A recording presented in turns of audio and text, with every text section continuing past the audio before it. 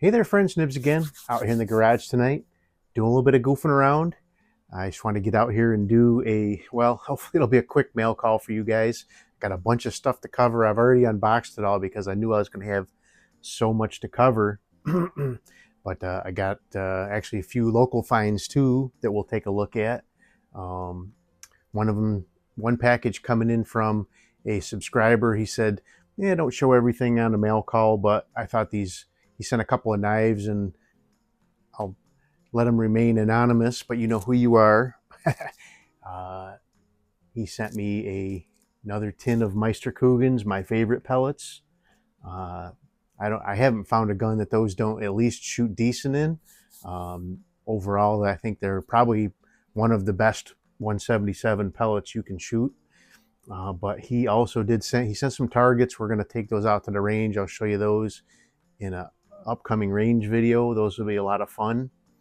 But he did send two really cool knives as well. And the first one is, and I'll put up a picture because it's not going to be able to be seen really well, but this is a really cool Red Ryder advertising knife. And this one was made by none other than Camillus. Best I can put a date on this one right off the bat is probably in the late 40s. But really, really cool. Very good condition. The stamping on there is a little bit faded. I may just leave this one alone and let it be. Sometimes I like to clean them up, but I really don't want to do anything that's going to do any further fading on that Red Ryder stamp on there. So that's pretty cool. I do have a mail call that came in from, it was one lot that I found on eBay that was 13 knives. At least 11 of them are really, really cool. There's 2 or 3 that I can't really identify other than just says USA on them. But the other ones more than outweigh or more than value what I paid for the whole lot.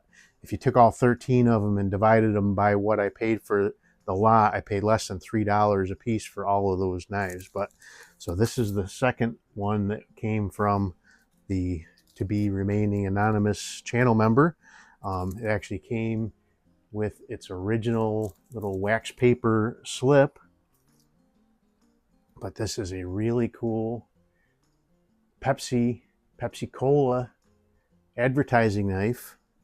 And this one is from Colonial. Now the Colonial tang stamp with the straight line like that is very difficult to put a date on, because they use that from like the late 30s up into the 1980s or 90s, I believe, from what I read. This one, so I kind of went back to, did a little more investigation work on it, and I actually looked up when a bottle or can of Pepsi would have been 5 cents. And several different searches yielded that sometime around 1940, Pepsi dropped that whole 5 cent soda thing, and they went up to 6 and 7 and 8 cents a soda. So I'm guessing, unless this is like a memorabilia that they put out later on to say, well, back in the good old days it was 5 cents, but I think maybe this was an advertisement knife that came out in the 30s. And that, like I said, the straight line Colonial stamp started around 1937. I have another knife over here that we're going to look at that's before that we can kind of run on that date as well. But I believe this knife is probably somewhere in the 1937 to 1940 range. So really, really cool knives. I really appreciate that. Excellent subscriber mail call. That is pretty cool. Let's talk about one of the local pickups. Unfortunately, this guy's not working. I really wanted to kind of shoot it for you guys today, but it'll be an excellent, excellent addition to the collection nonetheless. So there used to be 2 BB gun companies. One was Daisy and the other one was Markham King, and they were like across the street from each other legend has it, in Plymouth, Michigan. And sometime in the teens, Daisy bought the Markham King BB gun company, but they continued to operate independently. And then in around 1930-31, all of the manufacturing moved from the Markham plant into the Daisy plant. And they still continued to make King BB guns, but they were all made in the Daisy plant in Plymouth, Michigan. This one is a King model 2236, I believe that says, and I'll put a picture of the tang stamp as best I can up here. It's a King 500 shot, model 2236, and the best I can date this one right now anyway is probably between like 1932 and pre-World War II. It does have a cast iron cocking lever. Unfortunately, at least the air tube is broken, so I'm going to need to, I think this is very, very similar to a Daisy model 22 or model 36, 10236, which I have right here. Let's take a look. Yeah, almost identical, if not identical. So I just need to source some parts for, yeah, it is like the same exact gun. So I have this 10236 is also a pre-World War II, and they came out with that in 1936. So I should be able to source an air tube and maybe a piston seal pretty reasonably for this guy. But yeah, it's pretty cool. Got that for a pretty good price. Probably 90-year-old BB gun, give or take a year or two. That's pretty awesome. Now let's get into this other part of the mail call. So I have a couple of knives here that I don't have any of these manufacturer yet. So I think that's pretty cool. So the first one is, well, I have a knife that was made by this manufacturer, but I don't have one with this maker stamp on it. This one is an Iroquois brand, and from what I've been able to find, I thought this was a Camillus at first, but from what I've been able to find, the Iroquois brand was actually made by Utica Cutlery Company, Utica Cutco, and so that's an early Utica Cutco tang stamp. Knife's in really good shape. It's got these really cool green and black scales on it. So this is part of that first part of that 13 knife 13 knife lot that I bought. Now this next one is one of 3 Imperials that I got. This is the newest Imperial. It's an advertising knife, says state chemical quality since 1911. This has the tang stamp that dates it between 56 and 88. I haven't looked up that state chemical. May be able to narrow down that date by, when that company was in business. Haven't looked that up yet. Now these next 2 are also Imperials, but these are very old Imperials. This one here, it has the Imperial tang stamp on it that has no USA beside it or underneath it, so it's pre-1946, but it's still a straight line. So I believe that it was like 1930 to 1946. So that's pretty cool. Yellow, mother pearl, cracked ice, whatever you want to call it. Scales in really, really nice shape. Now this next one I thought was going to be a Syracuse knife for sure, and but it is in really, really good shape. The scales are in pretty awesome shape, especially for as old as it is. Now this one is also Imperial. The tang stamp is not nearly as clear on this one, but it also does not have USA on there, so it's pre-1946. Still the straight line Imperial, but really pretty cool little jackknife blades. That one's whittled down a good bit. You can see they got into the nail nick a little bit. I'm assuming that, but it's a nice little survivor knife though. So those are the 3 Imperials and the Utica. Now I've got 2 here that are Colonials. This one is, I believe, a much older Colonial, but it does have the Colonial tank stamp that would have been from like 48 up to into the 80s or 90s, I guess, or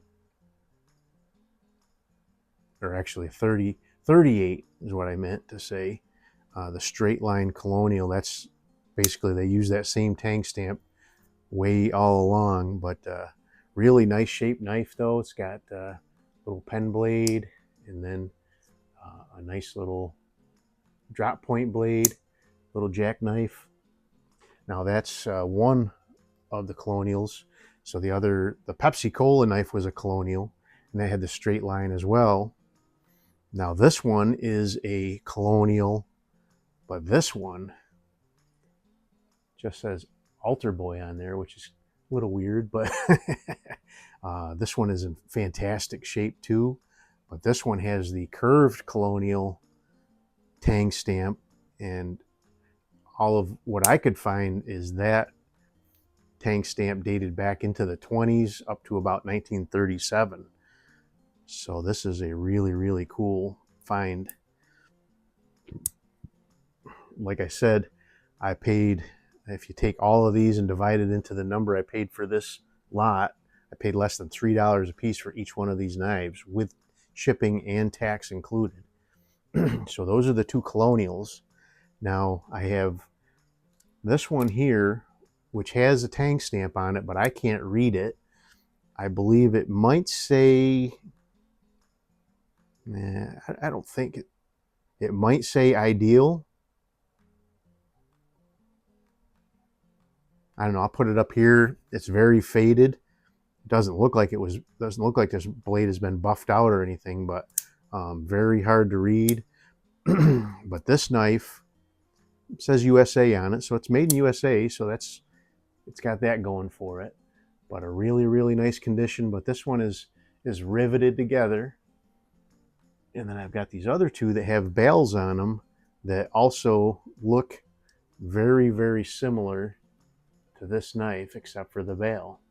These ones don't have any tang stamp except for strictly USA on it. And I have one that's kind of this maroon color, and then this one here that's a brown color.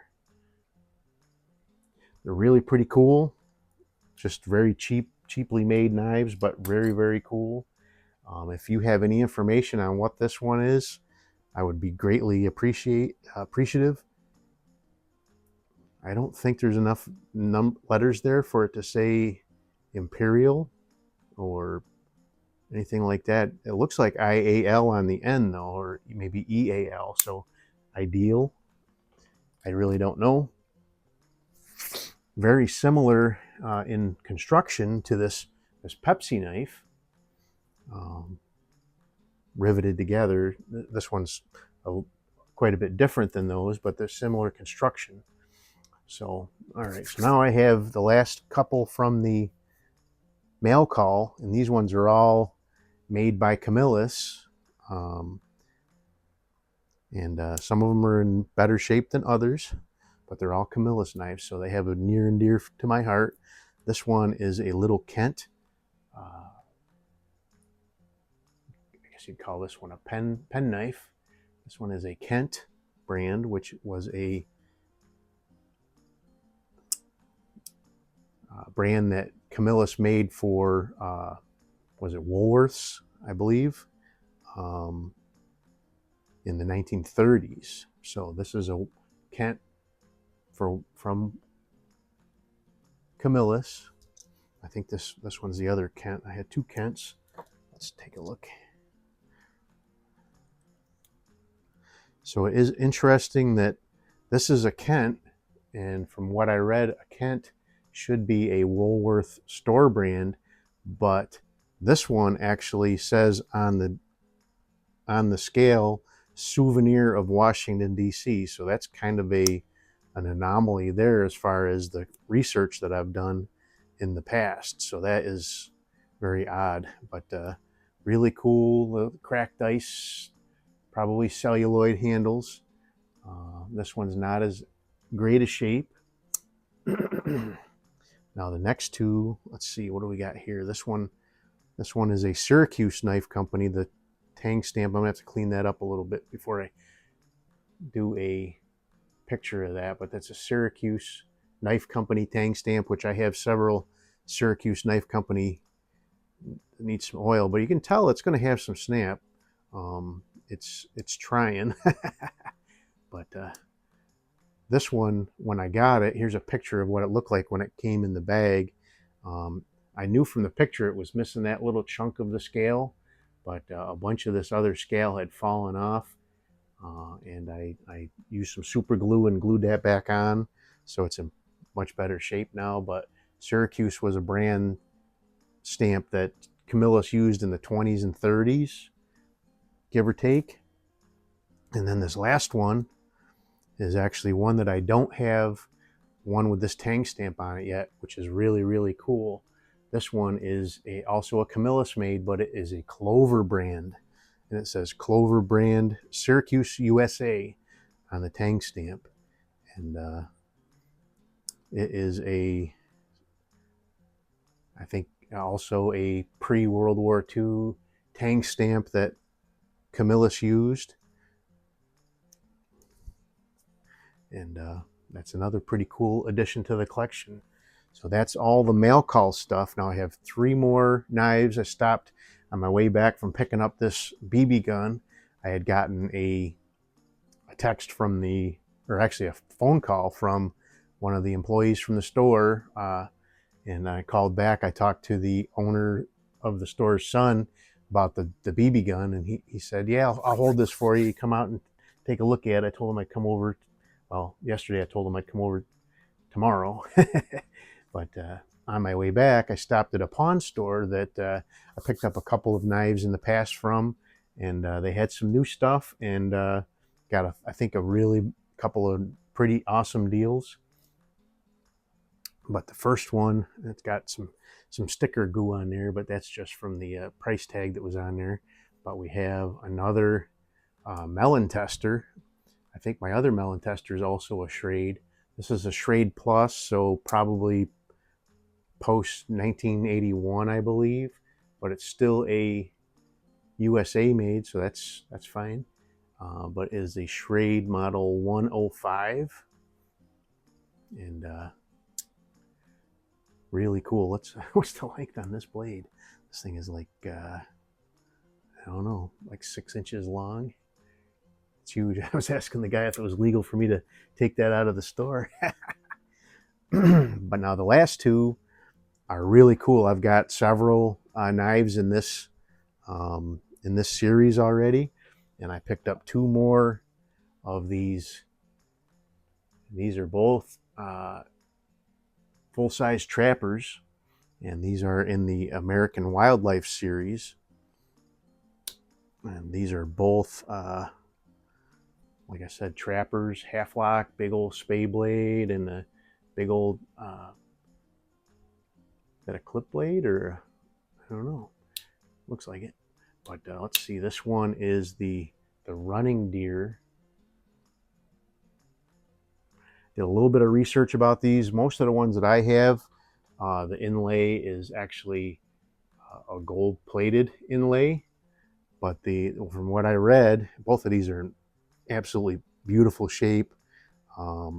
Neither one of them look like they've ever been carried or used. A little tarnish on the bolsters just from years of probably sitting around. So this one's got just the deer head in the inlay, and then this one's got the running deer. These are both Camillus Model 10s, and from what I read, from what I've found, The American Wildlife Series started in 1976 as part of their whole centennial celebration for Camillus. And the first series, and only the first series, were cast in pewter. And then all the rest of them were made over the years with gold plating. So this is a first series pair of Model 10 trappers. Really, really cool. So, and they were marked, you know, I thought of what was a good price for these anyway from what I've been seeing them sell for. But I asked if they could do any kind of a discount, and they ended up giving me a 15% discount on the whole thing, which basically meant I got this melon tester for free after the discount off of these two knives here. So, but there you go. That is really, really cool stuff. I really like these American Wildlife Series knives. I like Camillus knives in general because, like I told you guys in the past, I grew up, you know, probably 25 at the most minutes away from where the plant used to be. And it's really cool stuff. So glad to have a lot more additions to my Camillus collection. Hope you guys liked the video. Till next time, have a great day.